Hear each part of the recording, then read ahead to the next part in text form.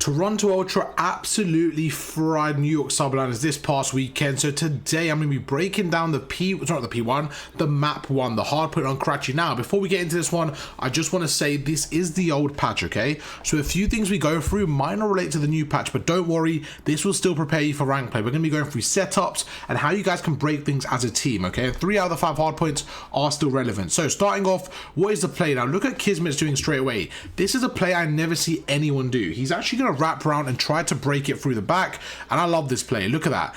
It's an almost perfect flank here. They go through and they get the P1 basically flawlessly. That was an amazing break here. So let's back off and see what really happened. So the break is one of the most important things in Hardpoint, right? Because it can really set you up with momentum. So New York did start on the good side. And what you want to do is, the reason why there is a good side and a bad side is not necessarily how to approach the first hill, but more importantly is how the spawns are manipulated, okay? So right now you can see they're spawning around here.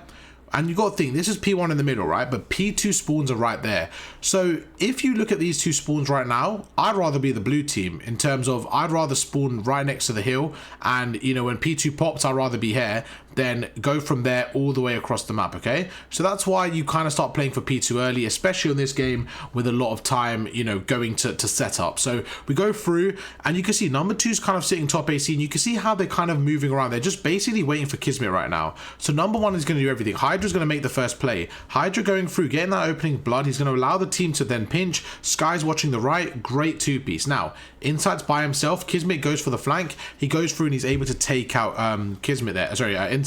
I was going to say the problem you have though, and the reason why I don't think this flank is very popular, I think it's a good flank, but I think you have to have someone blocking spawns. So unless they wanted to spawn for some reason on the other side, but you can see right now, because they got a 3-piece, the other team are actually going to spawn behind them. So it's not actually the worst case scenario for Toronto. They go through 3, go down, Kismet pushes back, they're going to go forward, and this is a problem. Now that the game is flipped, you can see they're on the other side now, but Toronto are spawning behind them. So again, let's just kind of keep our eye on the mini-map here.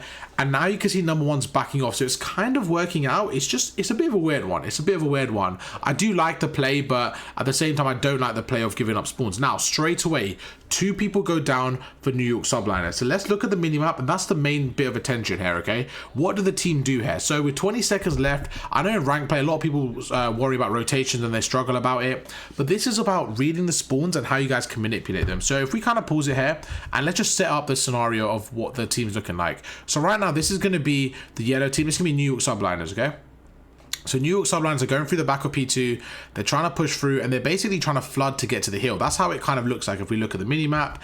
And we have 1 person on the old hill. So that's what we're going to kind of set up for us. Now, how did Toronto Ultra look? So they're the red team in this case. They're going to have somebody there. They're going to have somebody just on their right, and they're going to have somebody in the hill, okay? Sorry, just behind them. Where's the 4th guy? So the 4th guy just died, so he's probably going to spawn back here. So let's see what happens. It says, wait a second. And let's just focus on... Okay, so he ended up spawning on the right there. So it actually spawns closer than I expected. I thought he would spawn back there. So the 4th guy's going to spawn around there, okay? If you're New York right now, the main objective you have is you're trying to get to P2 before the opponents. You don't know how many people are there. So Toronto are doing a fantastic job right now of rotating. And look at the arrows of number 7. Number 7 is going to be Insight. So Insight in this case will be number 1. He's going to be watching over this jump up. He's going to be trying to stop them from going through. So if we can play out a little bit, let's go through. And you can see number 1's about to jump through. There you go. Kismet just jumps through. And this is why angles are so important. As Kismet jumps through, look at that. He ends up taking out Insight. So if we can back off slightly, this was really, really impressive stuff there from Kismet. And I think, honestly, Insight could have been a bit more prepared. So this is where timing really comes into it. So if you're Insight right now, your best bet is probably standing this back alley, right? If you can stand on this head glitch, you're not letting anyone get through. But the problem you have is the timing. From this position here, so if we get rid of all the writing, from that position there where he's marked now, the gap between there and there is about 4 seconds, okay? And that's what you have to think, right?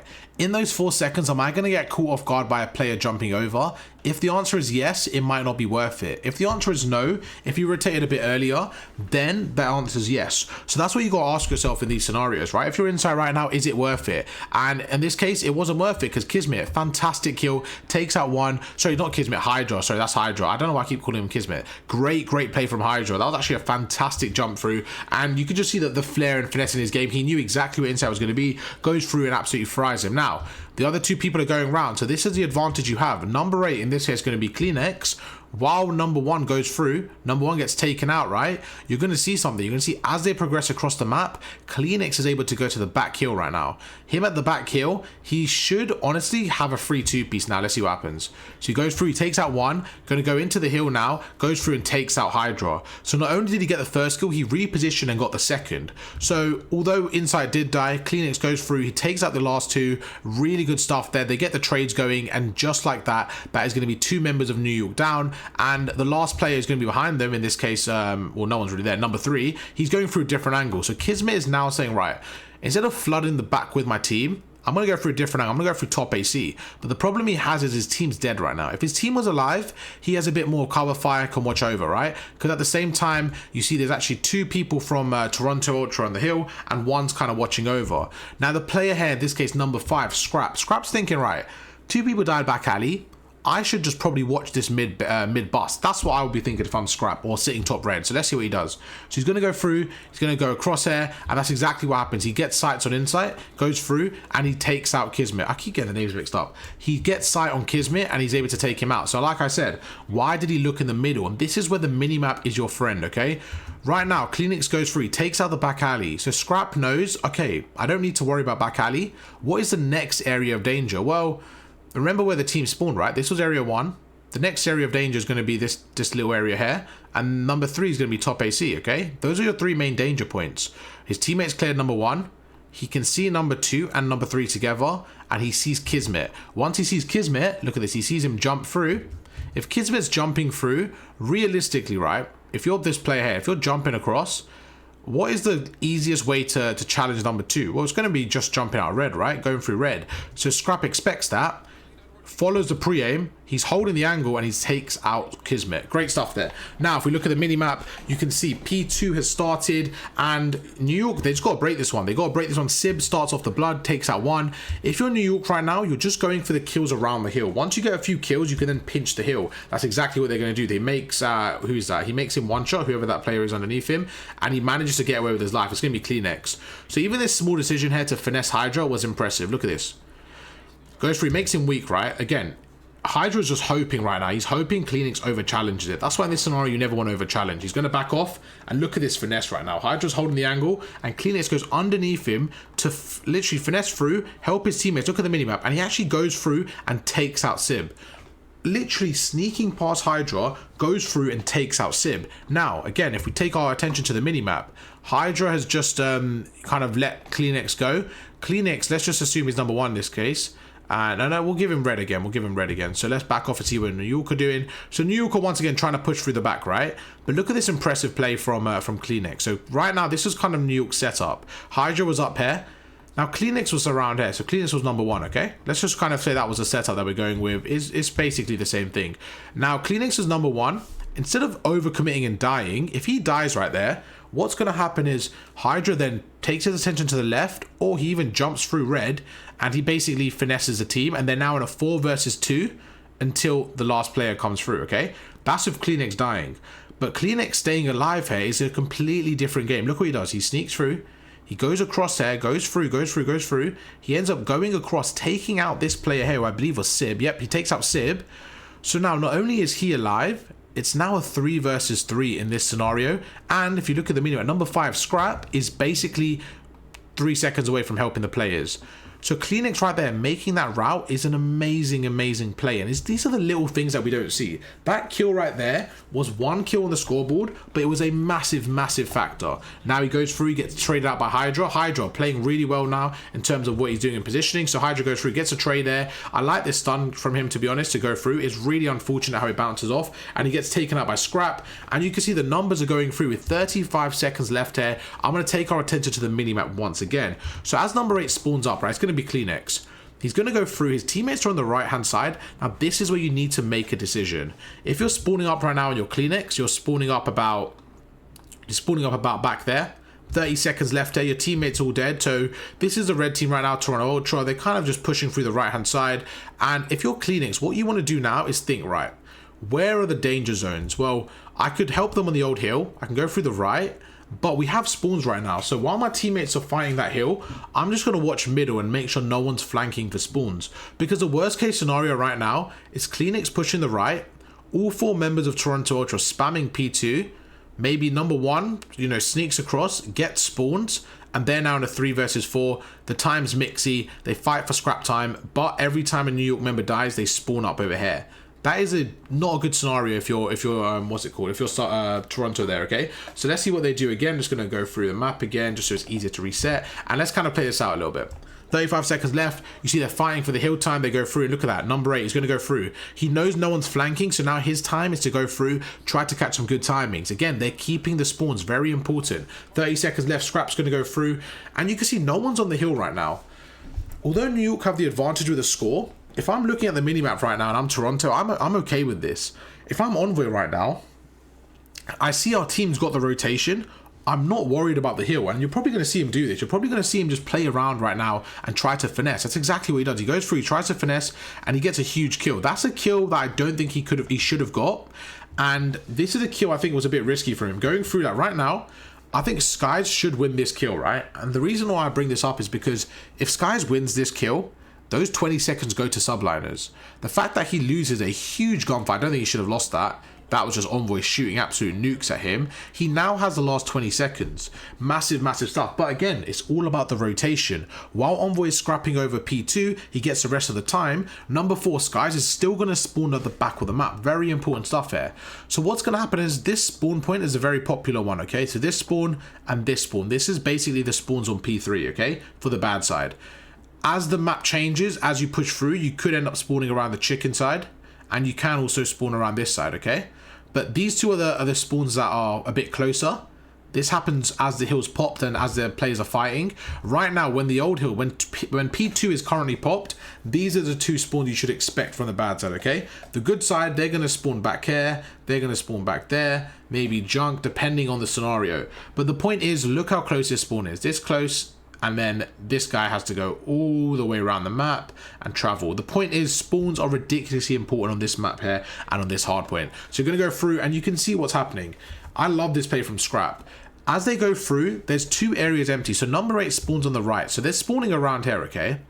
So I'm just going to get rid of these little diagrams to show you guys what I think is important. Right now, if you're the red team, you're spawning over there. You now know your right side is kind of covered because you got spawners there. So technically you're only watching out for middle map and left. So if I'm one of the players, I'm trying to push out, either push middle map or push the left hand side. The point is you want to push up a little bit, get the kills deep. If you get the kills around there or around here, you're going to then spawn the blue team back over here, which is on the other side of the map. Now let's say for argument's sake, you know, Scrap goes through, and this is like Skies, okay? Let's say Skies versus Scrap right now. And let's say Skies wins this gunfight. Right now, Scrap is only going to spawn back here. So it's actually worth the risk, okay? However, if he kills Skies, Skies is going to spawn back here, which is very, very far away from the hard point. That's why it's worth the risk to push out sometimes. And you're seeing that right now. Look, 5 goes through, he pushes up, and he actually takes out Sib. So like I said, it's a 50-50 in the middle of the map. Now let's take our attention to the minimap and see where Sib spawns, okay? But just as we say that, it also depends on the rest of the team. So as this gunfight's going through, number 7 Insight has a crucial gunfight on Kismet. If Kismet wins this gunfight, this is very, very scary. And you see that's exactly what happens. Kismet wins it, but luckily enough, they go through and Kleenex gets the trade. That is such a huge kill. If Kleenex doesn't get that kill right there, and this is what I mean by scrap time, I'm going to rewind it slightly. Imagine right now, look where Kleenex is. Kleenex pushes out. Imagine if Kleenex carried on pushing out there. Imagine if Kleenex carried on going towards P2. Right there. Imagine Kleenex was over there and number 7 dies. Number 3 would have won the spawns for his team. That's why it's so important right there to rotate. Look at this. Now, let's pay attention to the minimap. Where's number 7 spawning? This is so crucial to understand. Number 7 just died, and he spawns basically in the same spot. But let's take a look at the minimap. Where does number 3 spawn? He's going to spawn on the other side of the map. That's why every kill is not the same level of importance. You can see right now, every kill is different. The fact that Kismet got 1 kill, it didn't mean anything because he didn't get the spawns. But Kleenex getting that kill had delayed Kismet for about 15 seconds. Again, same with Sib there. Sib's gonna be at the back of the map. Now, how are they gonna push up again? Look what Scrap's doing. Exactly what I spoke about, right? this ideal setup right now, it's important to break it down because it's the same thing for the new spawns. I'm a huge fan of this. When I'm playing, the reason I don't like leaving this area open, let's just say an ideal setup. I'm going to give you guys my optimal setup, okay? Having somebody there, having somebody on the hill, and then the last two players, you can kind of work around. So what I actually don't mind having is I don't mind having somebody playing low like this, playing low in a corner, or even playing the back car here. I don't mind this. But the main thing is you want somebody pushing out here, right? And I'm going to explain why. Let's say this is your optimal setup, okay? As the team pushes through, I don't mind having somebody top third as well. The reason why there's so much more pressure on the right side of the map is because they can come from bottom chicken or from top third. So the problem you have is there's so much more variety for the attackers. However, if they come through this side, there's not a lot of variety. That's why most teams like to break from this side here. So that's why I'm a fan of somebody pushing out. Scrap right now, look what you can see. He's probably going to play this corner here in this left, just on the left side. There you go. So you see he's going to play the left side. He might even jump up to the top there. But if we look at Scrap on the mini map, Scrap is now covering this whole area, right? So he's giving comms to his team. Okay, nobody is pushing your bottom chicken. You're safe. So right now they know that the team has to come from top third or middle, and you can kind of play for that. They have to commit to you, and that what you're going to see now is a spawner. So it's going to be Envoy. Envoy's going to hopefully spawn with them. There you go. And again, just Envoy spawning over there right now. Envoy spawning over there is going to give them the information that majority of them are pushing through the left-hand side. The fact that he spawned on the right is going to tell his team, right, they're coming through the left. Now they're going to go through, look at that. Cleanix is going to say, right, two of them there. Scrap's going to push through, and look at this kill. This is what I mean. Scrap gets one kill on Skies. Look where Sky spawns, and Scrap's going to get traded perfect. Let's have a look at the two spawners and why it's so important to get kills and push out your setup. Look at this. Scrap should spawn. He might actually spawn out here, to be honest, but let's see. Okay, so Scrap spawns fairly close. He spawns on the right-hand side, and Sky spawns there. So this wasn't actually too much of a benefit from them, and the main play here is number two. Number two's making the play on the pinch right now. This is where number two can get mixy with. So look at this. Number two's taking his time. He's not expecting anyone to hold it, and look at that. That's where he got poor timing. The team right now is giving up the left-hand side. So looking back at this play, I'm going to say Scrap could have played his life a bit better. He's given up the left, and now it's getting a bit mixy. But number two can make the play here. And look at that read. Fantastic read from number six. Goes through, turns around, Envoy's watching it. And look at this. Sib, he's just buying time for his team. Again, let's kind of show you what happened there. So as we go through the back here, look at number two on the minimap. Let's just pay attention to the minimap. Number two takes out Scrap. So now they're 4 versus 3 technically, right? But look at this. This is the important thing. Scrap is dead. Sib isn't going to overcommit here. He's just going to hold the angle and distract Envoy. So now Sib distracting Envoy has given his team a 3 versus 2. So you can see how you can work as a team. And this is why I said kills don't matter in terms of every kill is different. But Envoy goes through. Envoy gets the kill. But this is the most important thing. Insight and Cleanix together, they win a 2 versus 3. They now manage to get both of the kills. Their teammate comes through and they get the third. So they basically held a 2 versus 3. If you look at the minimap, they're now going to know that the team's coming through the left. Based on where their team's spawning, they're going to understand that, right, their team's coming through the left, and now they're going to set up for the new hill. Remember, this is old patch, so we're just going to follow this bit a little bit. We don't really care about this hill because it's kind of changed. We care more about the setup. So let's kind of fast forward this slightly. They held it really well, but we don't really care. We care more about the rotation because the next hill is pretty similar. Just going to forward it, 3 go down, great stuff. And let's just go through to the end of the hill in the rotation. So the new hill now is going to be, let's just show you guys. So the new hill is going to be P5, which is going to be here. But this is very, very similar to the new P5, which is over here, all right? So we can kind of go through, and the concept is the same thing. Let's kind of play out and see what happens. So with 15 seconds left, you're going to see New York subliners are holding the hill now, right? Toronto are kind of all over the old. They get their trades going, and you're going to see how they can break the new hill. So far, they're up by 50 points. But this hill here is, for me, where the game was won. Look how they break this hill. So they're going to go through, and even now, Sib is just shooting over, right? What you want to do is you want to try distracting him. Sib has got one of the best shots in the game. So how does he not get kills here? Well, what you're doing is Cleanix, first of all, absolute demon shot. Second of all, Envoy jumping across. He has so many people across his screen, it's very difficult to deal with. Look at that. He sees Cleanix, he goes through, he takes him out, we're going to back off. The only reason he got that kill there was because he was by himself. Cleanix wasn't with his team there. When he was with his teammates, it was so difficult for Sib to get the kill. Insight goes through, Insight holds the back and gets a trade. We look at the minimap now. Look how they just commit to the play and how they collapse onto them. They're going to go through. Number 6 goes through, number 5's there, and again, look at that play. Kismet's on top red, right? You're expecting him to get at least 1 kill. Let's back off slightly again, because the way they broke this was so impressive. So Sib opens up the blood like we mentioned. Envoy's gone through. He goes to the back here. Insight. Perfect timing there. Probably could have lost that one, but he wins it. Goes through. That's gunfight number 1. Look at the minimap. Skies is worried about the window. Envoy goes through, slides across, and gets the kill on the hill. That's 2 down. Now they go through. Kismet's on top. Guess what? Both people double challenge him. Again, just really good team chows out of Toronto that I don't see enough from other teams. Kismet right now is a submachine gun. First of all, this is not a good gunfight for him to take, but the fact that Scrap is looking at him and Insight's looking at him, this is game over for him. 2 go down. They now know the last guy's coming through the back door. Again, looking at the spawns, they know that they're going to spawn back junk area, back P1, back P3. They're going to go through. There you go. That's the spawn you get, the back P3 spawn. So right now they're going through, and they just have to watch different angles. So somebody's going to watch the front here. Look at that. He goes through. Although he gets a kill Hydra, he's going to get traded because they have people all around the hill, and this is a great setup. Sib gets a trade there, but guess what? Toronto Ultra back in the hill. They know they're coming through the back door. Kismet tries to rush through the front. They have everything covered. If you look at Scrap right now, look where Scrap is sitting. Scrap is sitting basically in the alleyway there, and he's watching the whole front door, okay? So Scrap is watching this whole area. So what that means is the opponent has to push through their door.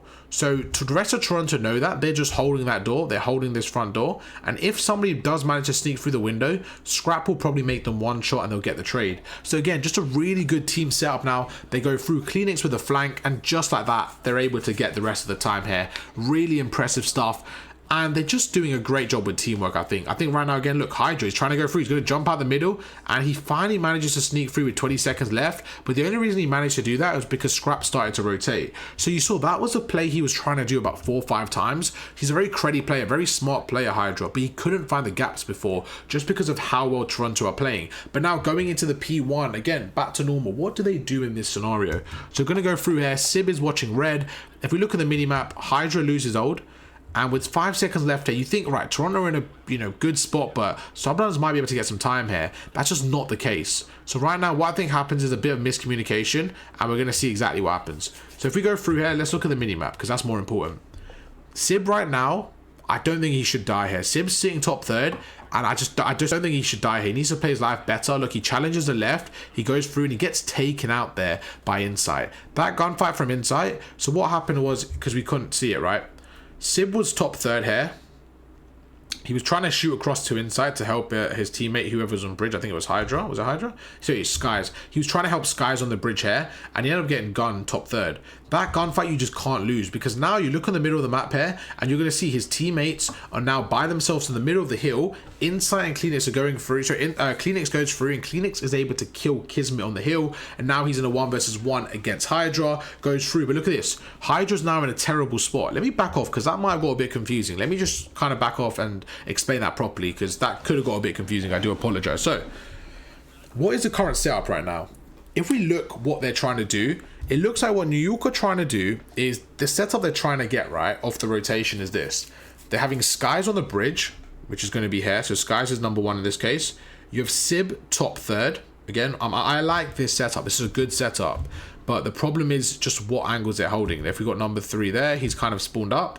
So again, you know they're spawning here, so no one should flank them. And then you have the last guy in the hill. So if we just look at that as a base surface, what is the main area of focus? Well, Skies has the whole of this top area, and he has this whole B push, okay? So he has a really good angle. So if I'm Sib right now, the main area of focus is going to be top red and this middle lane, okay? If I'm number 3 on the hill, I'm probably pushing through the front, and I'm trying to get into red control. Because if I get into red right now, we're actually in a good spot. We've kind of got everything covered. But look what happens. Sib is watching over. That's exactly what he's doing. He's actually watching red. So kind of what I spoke about. Gonna go back, and he's kind of starting to tweak a little bit. Now this is what I don't understand. Sib doesn't need to watch the right, in my opinion, because number 1 is spawned there. Hydra is spawned there, so Hydra could pick it up. And now you can see number 6 and number 3, they're in a gunfight. As this is happening, Skies is left in a 1v2. So I do think Sib there, I don't know why they come to watch the right. I think Hydra could have picked that up. Very small detail, but you can see how it's affecting them. Because now Sib's going to over challenge, but the problem is Skies is so weak, right? Skies is watching Scrap. This is exactly what happened. Skies was calling out Scrap on the top. As that was happening, Kismet gets a kill on the hill, but Sib is now in a 1 versus 1 and Insight manages to win that. Insight winning that gunfight was everything. At the same time Insight wins that gunfight, number 8 in the hill, Kleenex, is going to have a fight with Kismet. He's going to win that. There you go. He wins that. Now Insight's going to go through. Insight's going to take out Skies. So overall, the team trades were just there for Toronto. Subliners were getting the kills, but just not enough to win the team battle.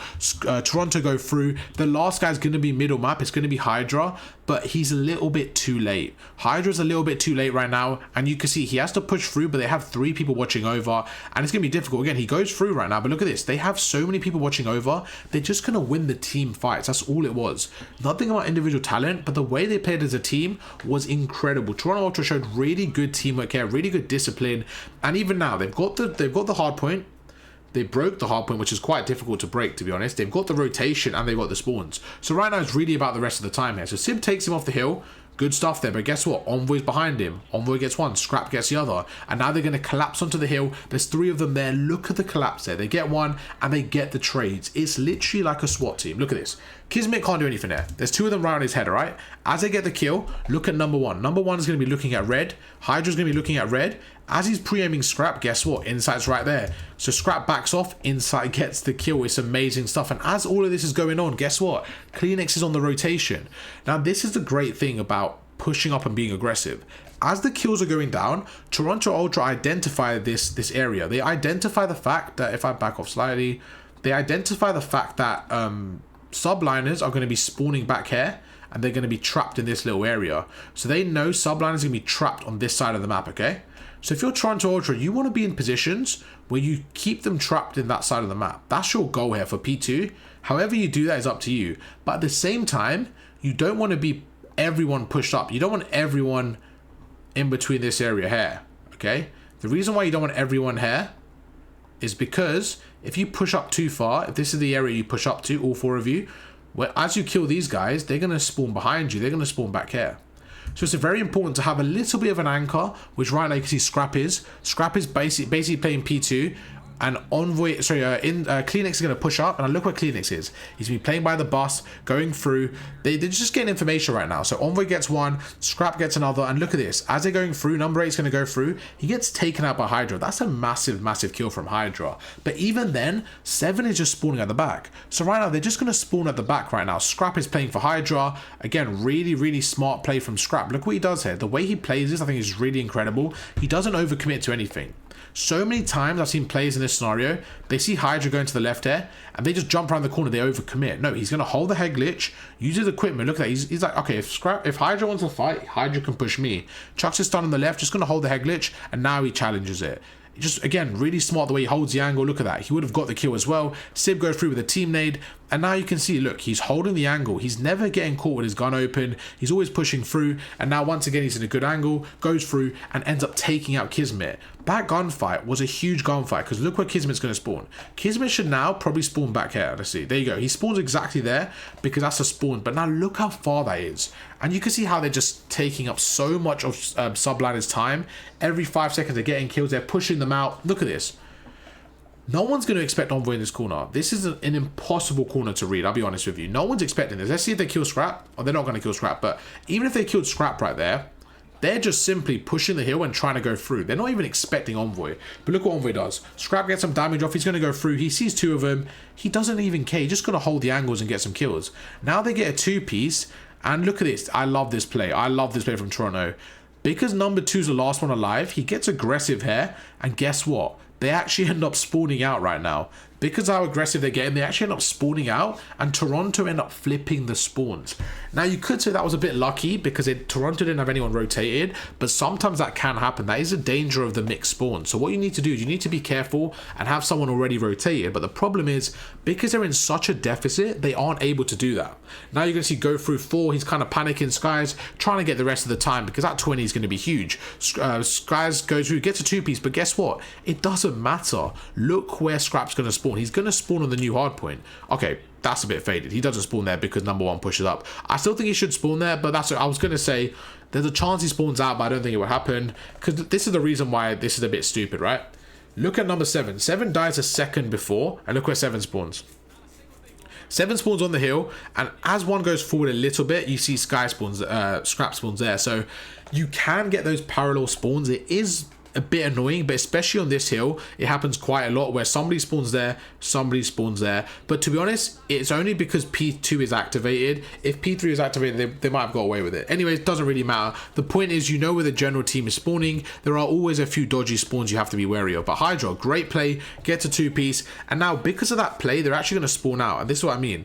Because Hydra gets a 2-piece, they're going to spawn out, but at the same time, so are New York. So no one's really got the spawns right now. It's getting very scrappy. They go through. Envoy manages to win the huge gunfight, and he's just trying to hold the back for his team right now. But you can see again, they still don't have the spawns. They're still fighting for it. They go through. The trades are going in 210 to 95. This is just insane hardpoint from Toronto Ultra. The time is contested, and somehow, even with all that contention, even with no one having spawns, they're able to win the team gunfight. And that's all it was about. Everyone just doing a great job. Now let's have a look at their setup. Again, they know that no one's on the right. They spawn there, so they're just going to block the middle. They're just going to watch the middle right now. On this P3, all they're going to be doing is watching middle map and this chicken side and top third. That's all they're going to be doing. Watching the cross. Envoy's going to simply stay down in the hill. Insight's going to watch over them, and they're doing a great job right now.